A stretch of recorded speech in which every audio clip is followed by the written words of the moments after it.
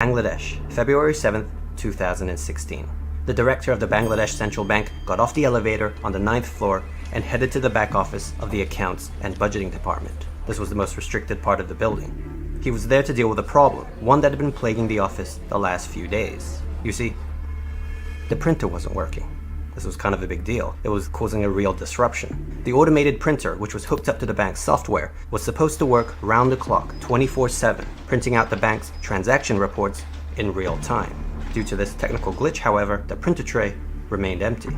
Much of the day was spent trying to fix the issue, and after a great deal of effort, there was success. They were able to restart the printer.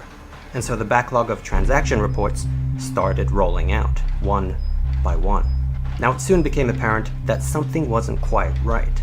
There were more statements than expected. When they took a closer look, they found 35 suspicious payment orders for what were ridiculously large sums of money, having supposedly been transferred from the Bangladesh bank's own account to various other accounts in other countries. Certainly, no one from their bank had authorized it, and the SWIFT security system in place was unbreachable. As the directors sifted through the suspicious transfer requests, the true scale of the situation started dawning on him. The transfers totaled to almost $1 billion, an absurd amount, a significant chunk of the nation's reserves. Where were they going? Who was responsible? Panic ensued as the workers scrambled to stop the payments, but it was likely too late. The ill-timed printer malfunction from earlier had caused an unfortunate delay in their response. It seemed Bangladesh had just lost $1 billion. But how? This happened in February 2016, but what led to this moment actually started 9 months earlier. Philippines, May 2015. Over 3,000 kilometers away, a group of men entered the Jupiter Street branch of the RCBC Bank just outside Manila and opened 4 bank accounts with just $500 inside. The men then left, never to return, with their accounts left seemingly abandoned. Now, returning to Bangladesh, the country was becoming one of the fastest growing economies in the world. Their central bank sat in the financial district of the capital, Dhaka, a chaotic city with almost 20 million people. But despite all this rapid growth, it was a nation that could ill afford to lose $1 billion of taxpayers' money. Fast forward, January 2016, a month before the incident, an employee at the Bangladesh bank was checking his mail at work. Now, nothing seemed out of the ordinary. He thought nothing of it. But he went home that night not realizing he had just set in motion events that would soon shock the nation's banking system, if not the world. You see, he had inadvertently clicked on an infected email, one that immediately began installing a malicious program in the central bank's computer systems. This malware would allow intruders to enter the network and gain access to the inner workings of the Bangladesh bank. Hiding in plain sight, these intruders could now spy on workers and study the bank's operational procedures. And that's what they did. It was now just a matter of time. A month later, on a Thursday, as the bank was shutting down for the weekend, which in Muslim-majority countries like Bangladesh tends to be on a Friday and Saturday instead of a Saturday and Sunday, the intruders once again entered the system. But it was for the last time, because this was what it was all leading to. Now, they were in the system, but manipulating international money transfers was a whole nother thing. SWIFT, you may have heard, is a global payment network enabling financial transactions to be sent in a secure and reliable way, using military-grade security designed to be unbreachable. Just to be clear, SWIFT does not facilitate the transfer of actual funds, but rather it sends trusted payment orders between accounts, which the banks then act on. This is the standard in international banking, and this is partly why bank hackers usually focus on stealing the login credentials of individual bank account holders rather than focusing on the banks themselves. But it wasn't the case here, not for this group. Their target was the institution.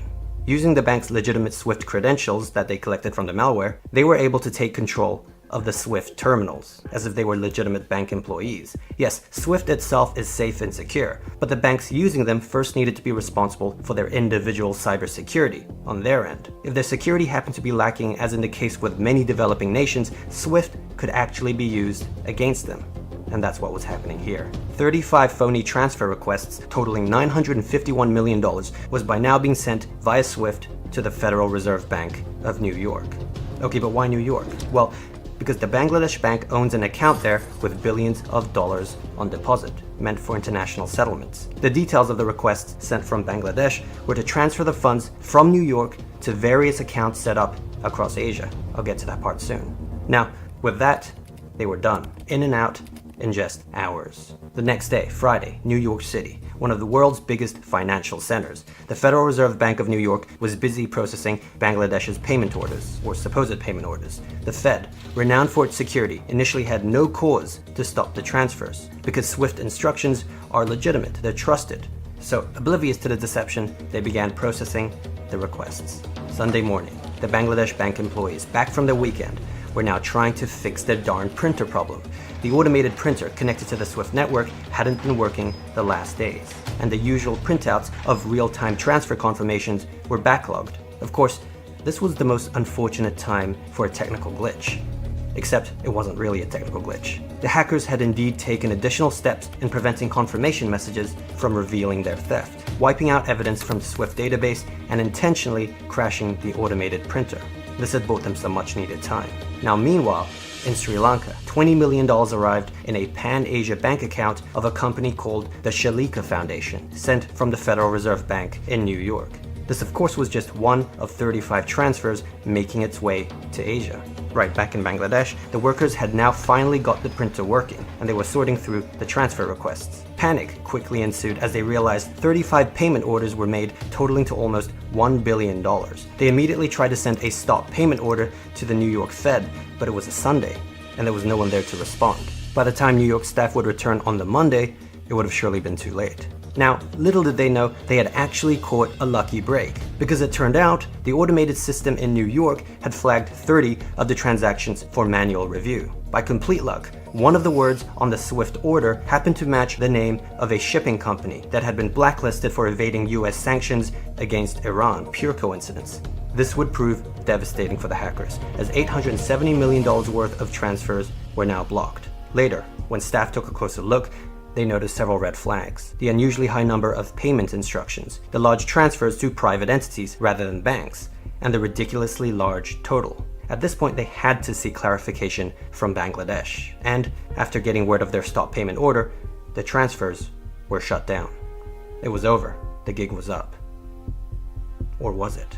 Yes, 30 of the transactions worth $870 million would never be seen by hackers, but there were still 5 transactions left. The remaining 101 million, which the Fed's automated system failed to pick up on, and which was still a heck of a lot of money, had gotten through. Where did these 5 end up? The first transfer, Sri Lanka, $20 million, as we know, reached an account in the Pan-Asia Bank via Deutsche Bank, which was the routing bank, intended for a company called the Shalika Foundation. This was a supposed Sri Lankan non-profit. Now, an observant employee at the Pan-Asia Bank noticed something odd. $20 million was an unusually large amount for such a small NGO, not to mention for the country of Sri Lanka. This employee then sent the transaction back to Deutsche Bank for verification. So now Germany, Frankfurt, the payment order, just like in New York, was being reviewed. And just like New York, there were red flags, such as this one, spelling foundation as Foundation. These suspicions were soon reaffirmed, and ultimately it turned out, no surprise, that this Shalika Foundation was indeed a fake company. The money was then rerouted back to the Bangladesh Bank's New York account. Then there were 4. $81 million. But we won't drag this out, because these 4 were all sent not just to the same country, not just the same bank, but to the same branch. The Jupiter Street branch of the RCBC Bank just outside Manila in the Philippines. 4 accounts had laid dormant for 9 months with just $500 inside, untouched, until a sudden cash infusion of $81 million. These sudden bursts should have triggered an alert from RCBC, but for whatever reason, it slid under the radar. And indeed, the accounts were later found to be under fictitious identities.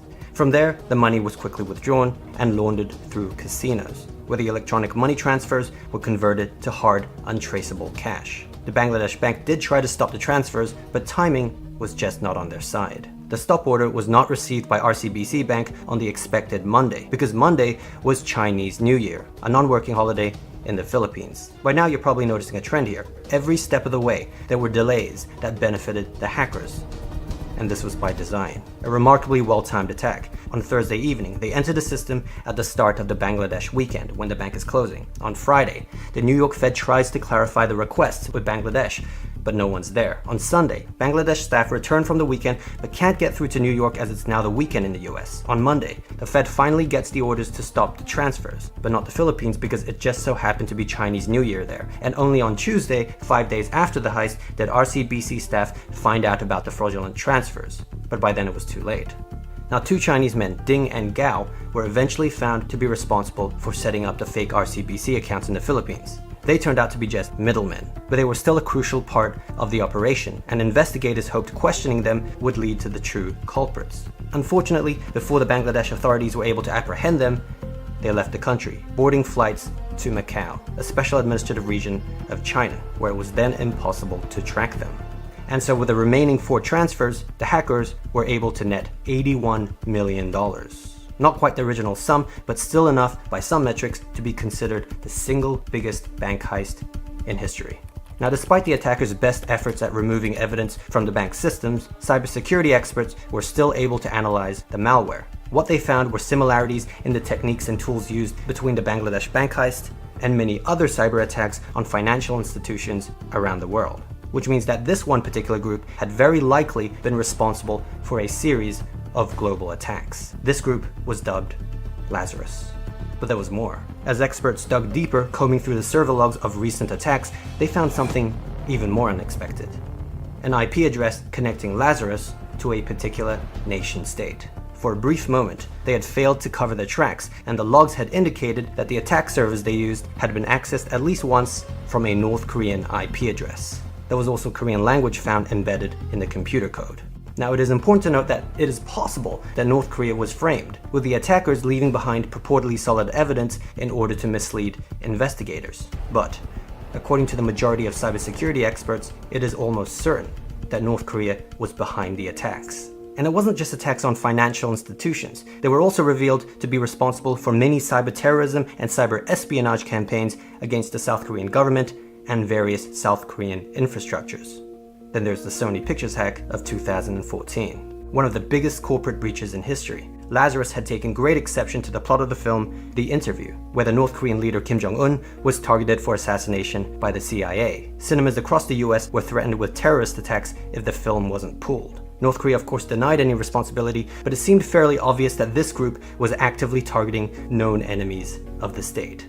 Now, as for Lazarus's banking exploits, like the Bangladesh incident, the attacks were just the start. They had to ensure the money would then get to the intended location. And the way they did that was to have the stolen funds move through places like Macau, which in particular is known to be North Korea's financial point of contact with the outside world. We know, thanks to the 2 Chinese middlemen, that that's exactly where the Bangladesh funds ended up. And from there, it wouldn't have been hard for the money to be wired directly to Pyongyang. Proceeds would then have likely gone towards advancing their nuclear program, funding the lifestyles of the elite, and propping up their economy. All this quite possibly representing a significant percentage of the country's current GDP. If this is all accurate, and North Korea is indeed behind these attacks, the international implications would be profound, especially with the recent developments, as this would be the first known case of a nation-state robbing banks.